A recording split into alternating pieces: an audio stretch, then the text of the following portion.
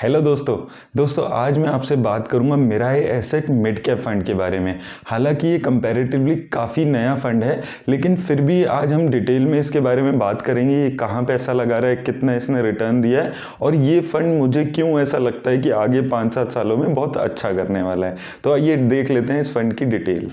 तो दोस्तों ये एक मिड कैप फंड है। तो ये टॉप 101 से लेके 250 कंपनीज में अपना मेजर पैसा इन्वेस्ट कर रहा है और अभी इसके पोर्टफोलियो में लगभग 50 शेयर्स अवेलेबल हैं। अगर अब हम इसके बेंचमार्क इंडेक्स की बात करें तो निफ्टी मिड कैप 100 का जो इंडेक्स है वो इसका बेंचमार्क इंडेक्स है। अब अगर हम बात करते हैं यहाँ पे इसके लॉन्च डेट की, तो जुलाई 2019 में ये फंड पहली बार शुरू हुआ था, यानी कि ये कंपैरेटिवली थोड़ा नया फंड है। अभी 1.5 साल के अराउंड इस फंड को हुए हैं। अगर अब हम बात करते हैं इस फंड की एसेट साइज़ की, तो ये 3400 करोड़ के आसपास का अभी एसेट साइज़ हैंडल कर रहा है।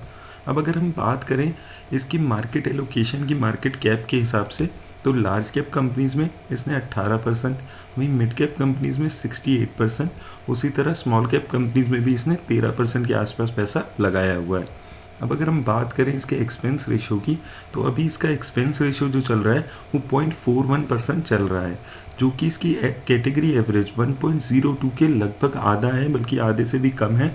यानी कि ये फंड काफ़ी सस्ता है अगर हम कैटेगरी एवरेज एक्सपेंस रेशो को यहाँ पे कंपेयर करते हैं। अब अगर हम बात करें इसकी एग्जिट लोड की, तो अगर आप अपना डाला हुआ पैसा 1 साल के अंदर निकाल लेते हैं तो आपको 1% का एग्जिट लोड देना पड़ेगा। अगर आप वो पैसा 1 साल के बाद निकालते हैं तो आपको कुछ भी एग्जिट लोड यहाँ पे नहीं देना होगा। अब आइए दोस्तों देख लेते हैं कि इस फंड ने मेजरली किन सेक्टर्स में पैसा लगाया हुआ है।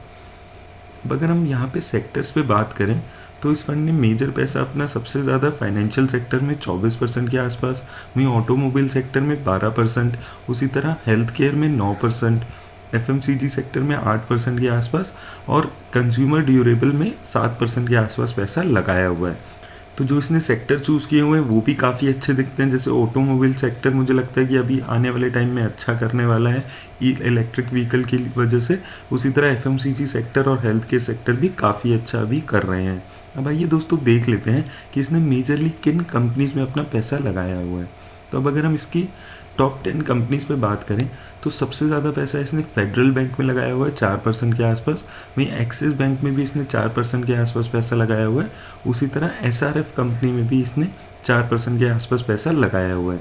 उसी तरह एसबीआई बैंक में इसने 3% के आसपास और नेटको फार्मा में 3% के आसपास, वहीं भारत इलेक्ट्रिकल, वोल्टास, जेके सीमेंट, श्रीराम ट्रांसपोर्ट और भारत फोर्ज में भी इसने 2-3% के आसपास अपना पैसा लगाया हुआ है। अगर मैं इस फंड की टर्नओवर रेशियो पे बात करूं तो वो 66% के आसपास चल रहा है। टर्नओवर रेशियो से हमें ये पता चलता है कि एक फंड कितने लंबे टाइम तक एक कंपनी को होल्ड करता है अपने पोर्टफोलियो में। 66% इसकी कैटेगरी एवरेज से काफ़ी अच्छा पोर्टफोलियो टर्नओवर है। तो मुझे लगता है कि ये फंड थोड़ा लंबे टाइम तक अपने शेयर्स को अपने पास रखता है। अब आइए दोस्तों देख लेते हैं कि इस फंड ने रिटर्न कैसे दिया अगर आपने वन टाइम इन्वेस्ट किया होता है इसमें।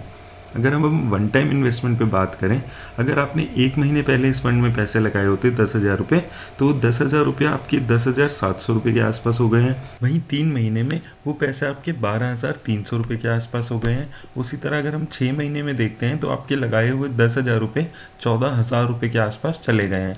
वहीं 1 साल में आपके 10,000 रुपये 15,000 रुपये हो गए हैं, यानी कि 1 साल में इसने 50% के आसपास की रिटर्न दी है। वहीं अगर आपने इसकी इंसेप्शन में ही पैसा लगा दिया होता तो आपके 10,000 रुपये 17,000 रुपये के आसपास हो गए हैं।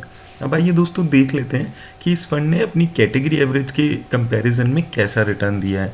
अब अगर हम इसको कैटेगरी एवरेज से कंपेयर करते हैं यहाँ पे, तो 1 महीने में इसने लगभग अपनी कैटेगरी एवरेज के आसपास ही रिटर्न दिया है। वहीं 3 महीने में इसने अपनी कैटेगरी एवरेज को 3-4% के हिसाब से बीट किया है। वहीं 6 महीने में अगर हम देखते हैं तो उसकी कैटेगरी एवरेज ने 36% रिटर्न दिया है। वहीं इस फंड ने 43% के आसपास रिटर्न दिया हुआ है।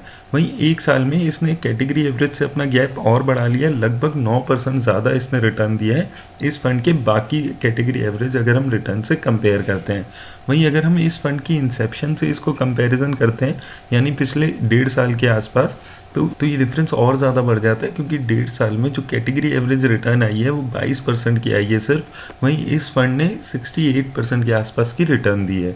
तो इसने कैटेगरी एवरेज को आराम से बीट किया है, काफ़ी मार्जिन से बीट किया है, इसलिए भी ये फंड मुझे अभी सही लग रहा है।